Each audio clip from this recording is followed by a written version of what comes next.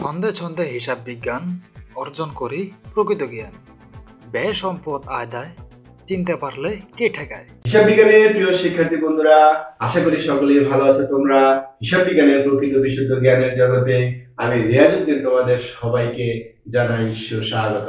প্রিয় শিক্ষার্থী বন্ধুরা, তোমরা এই ক্লাসটি থেকে জানতে পারবে যৌথ মূলধনী কোম্পানির চূড়ান্ত হিসাব কিভাবে অতি সহজে প্রস্তুত করা যায় এবং তা মনে রাখা যায়।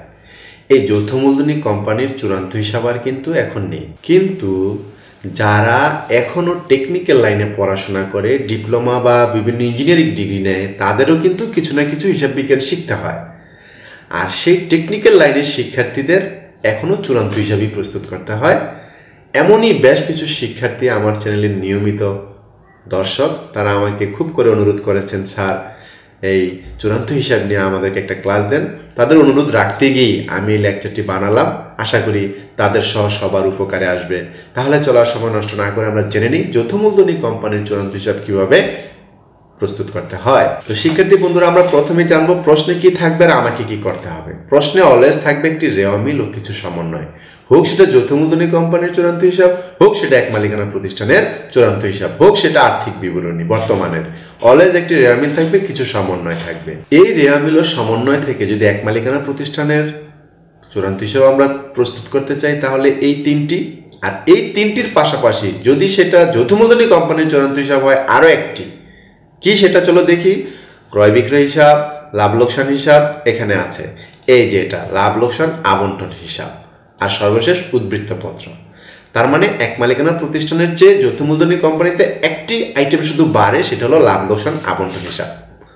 তো শিক্ষার্থী বন্ধুরা, কেন এই লাভ লোকসান আবন্টন হিসাবটা বাড়ে তার ব্যাখ্যা কিন্তু আমার লেকচারে আছে, তোমরা দেখতে থাকো, পেয়ে যাবে। এবার দেখো শিক্ষার্থী বন্ধুরা, এট এ গ্লান্স এই যে যৌথ মূলধনী কোম্পানির চারটি অংশ কিভাবে প্রস্তুত করতে হয়। আমরা জানলাম যে প্রশ্নে একটি রেওয়ামিল ও সমন্বয় থাকবে। এই রেওয়ামিল ও সমন্বয়ে সর্বোচ্চ চারটি জিনিস থাকবে: আয়, ব্যয়, সম্পদ, দায়। তাই আমি কিন্তু প্রায় বলি ব্যয় সম্পদ আয় দায় চিনতে পারলে কে ঠেকায়। এই চার ধরনের আইটেম থেকে পণ্য সংক্রান্ত আয় ব্যয়, প্রত্যক্ষ ব্যয় ও কারখানার উপরিব্যয় নিয়ে তৈরি হয় ক্রয় বিক্রয় হিসাব। অফিস উপরিব্যয়, বিক্রয় উপরিব্যয়, বিক্রয় ব্যতীত অন্যান্য আয় নিয়ে তৈরি হয় লাভ লোকসান হিসাব। নিট লাভ ও তার বন্টনসমূহ নিয়ে তৈরি হয় লাভ লোকসান আবন্টন হিসাব, এবং সম্পদ ও দায় নিয়ে তৈরি হয় উদ্বৃত্তপত্র। তো শিক্ষার্থী বন্ধুরা, আমি যখন এক মালিকানা প্রতিষ্ঠানের চূড়ান্ত হিসাব নিয়ে আলোচনা করেছি, তখন কিন্তু এই ক্রয় বিক্রয় হিসাব, লাভ লোকসান হিসাব এগুলো কিভাবে প্রস্তুত করতে হয় আমি বলেছি। তাহলে আমি ক্রয় বিক্রয় হিসাব আর লাভ লোকসান হিসাব নিয়ে খুব বেশি কথা এখন বলবো না, কেন এত সময় চলে যাবে অনেক। আমি মূলত যে দুইটা নতুন, লাভ লোকসান আবন্টন হিসাব এবং উদ্বৃত্তপত্র, চলো সেগুলো নিয়ে আলোচনা করি, আর এই লেকচারটা তোমরা দেখে নাও। তো সেক্ষেত্রে লাভ লোকসান আবন্টন হিসাব, তো লাভ লোকসান আবন্টন হিসাবও কিন্তু তৈরি হবে ওই রেওয়ামিল এবং সমন্বয় থেকে। আর সেখানেও কিন্তু এই চারটা জিনিস থাকবে। এই চারটার মধ্যে আয় থেকে ব্যয় বাদ দিলে যে নিট লাভ আসে লাভ লোকসান হিসাবে, সেটা নিয়ে তৈরি হয় লাভ লোকসান আবন্টন হিসাব। অর্থাৎ সরাসরি এই চারটা লাভ লোকসান আবন্টন হিসাবে আসে না। লাভ লোকসান আবন্টন হিসাবে আসে হলো লাভ লোকসান হিসাবে যে নিট লাভ আসে, সেই নিট লাভ থেকে এটা তৈরি করা হয়। তো শিক্ষার্থী বন্ধুরা, আমরা জানলাম যে নিট লাভ দিয়ে আমরা লাভ লোকসান আবন্টন হিসাব তৈরি করব। কেন তার ব্যাখ্যাটা এখন দিচ্ছি। এই নিট লাভ হয় দুই ধরনের প্রতিষ্ঠানের, এক মালিকানা প্রতিষ্ঠান, যৌথ মূলধনী প্রতিষ্ঠান। এক মালিকানা প্রতিষ্ঠানের নিট লাভ মালিক সরাসরি ভোগ করতে পারে, কিন্তু যৌথ মূলধনী কোম্পানির নিট লাভ মালিকরা ভোগ করতে পারে না। তাই এক মালিকানা প্রতিষ্ঠানের যখন আমরা চূড়ান্ত হিসাব করি, তখন এই নিট লাভটাকে আমরা মূলধনের সাথে যোগ করে দিই, কিন্তু যৌথ মূলধনী কোম্পানির চূড়ান্ত হিসাব করার সময় যোগ করা যায় না। এই নিট লাভটাকে বিভিন্ন খাতে ভাগ করে দেওয়া লাগে, বিলাইয়ে দেওয়া লাগে, বন্টন করা লাগে। কিন্তু এক মালিকানার প্রতিষ্ঠানের লাভকে বিলানো লাগে না, বন্টন করা লাগে না, এই জন্য মূলধনের সাথে যোগ করে দেই। যেহেতু যৌথ মূলধনী কোম্পানির নিট লাভকে বিভিন্ন খাতে বন্টন করা লাগে, এই জন্য তার জন্য আলাদা একটা হিসাব খুলতে হয়, তার নাম হলো লাভ লোকসান আবন্টন হিসাব। চলো দেখে নেই কিভাবে সেটা করতে হয়। এই যে শিক্ষার্থী বন্ধুরা, এরকম একটি রেওয়ামিল ও সমন্বয় প্রশ্ন হিসাবে দেওয়া থাকবে, সেখান থেকে আমরা এই যে এরকম একটি লাভ লোকসান আবন্টন হিসাব তৈরি করব। তার ডেবিট দিক থাকবে, ক্রেডিট দিক থাকবে, কেননা হিসাব মানি তার ডেবিট ক্রেডিট থাকবে। আর ডেবিটে বসবে সকল লভ্যাংশ, কিন্তু অদাবিকৃত লভ্যাংশ আসবে না। এটা হলো দায়, এই জন্য আসে না। আর অন্যান্য সকল লভ্যাংশ, প্রশ্নে যে কোনো লভ্যাংশ থাকলে এটা এখানে বসবে, সকল স্থানান্তর এবং রেওয়ামিলের আয়কর। রেওয়া মিলে যে আয়কর থাকবে, সমন্বয়ের আয়কর এখানে আসবে না, সমন্বয়ের আয়কর যাবে লাভ লোকসান হিসাবে। আবার শিক্ষার্থীদের ডান দিকে হলো নিট লাভ।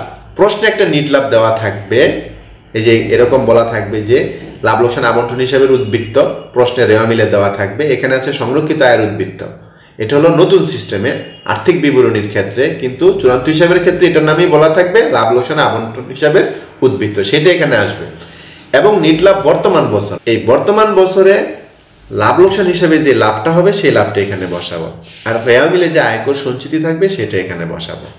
এই আয়কর সঞ্চিতিকে আমরা ডেবিট দিকে আয়কর থেকে বাদ দিতে পারি যদি ডেবিট দিকে আয়করটা বড় হয় আর আয়কর সঞ্চিতিটা ছোট হয়, অথবা যদি আয়কর সঞ্চিতি বড় হয় এবং আয়কর যদি ছোট হয় তাহলে আয়কর সঞ্চিতি থেকে আমরা আয়করটাকে বাদ দিতে পারি ক্রেডিট দিকে, অথবা আবার দুইটাকে দুই দিকেও লিখতে পারি, এটা তোমাদের ইচ্ছা, তোমরা যে কোনোভাবে করতে পারো। কিন্তু সমন্বয়ে যে আয়কর সঞ্চিতি থাকবে সেটা আবন্টন হিসাবে আসবে না, সেটা যাবে লাভ লোকসান হিসাবে, তার আগের হিসাবটাকে।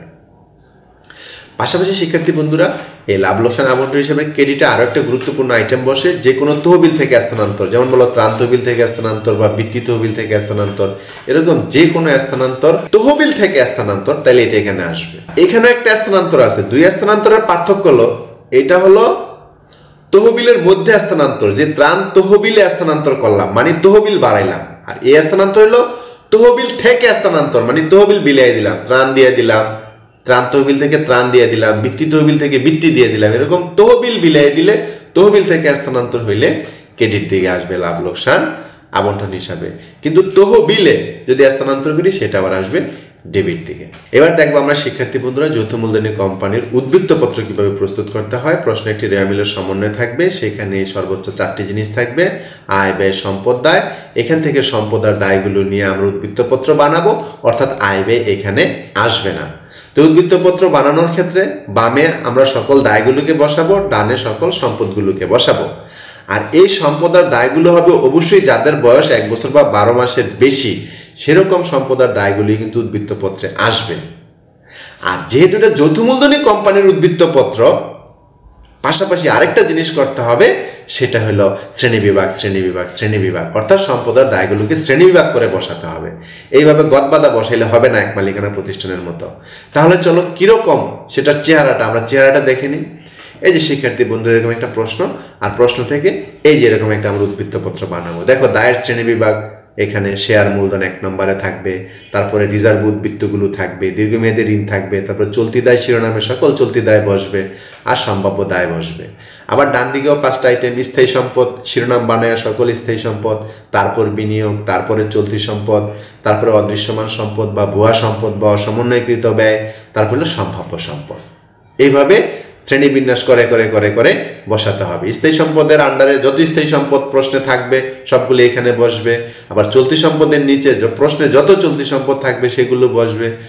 বসায়া দুই দিক সমান অবশ্যই হতে হবে, সব মোট সম্পদ এবং মোট দায় অলওয়েজ সমান হতে হবে। যদি সমান হয় তাহলে তুমি বুঝবে তোমার অঙ্ক হয়েছে, আর যদি সমান না হয় তাহলে মনে করবে কোথাও না কোথাও ভুল আছে। সর্বোপরি শিক্ষার্থী বন্ধুরা, এই চূড়ান্ত হিসাব করতে গিয়ে তোমরা এই 2টি কবিতা আমার মনে রাখবে, একদম জিস্ট সামারি, এতক্ষণ আমি যা বললাম তার সামারি। রেওয়া মিলের এন্ট্রিগুলো একবার যাবে, সমন্বয়েরগুলো দুবার যাবে, সম্পদ ও দায় শেষ করে যাবে, অর্থাৎ উদ্বৃত্তপত্রে যাবে।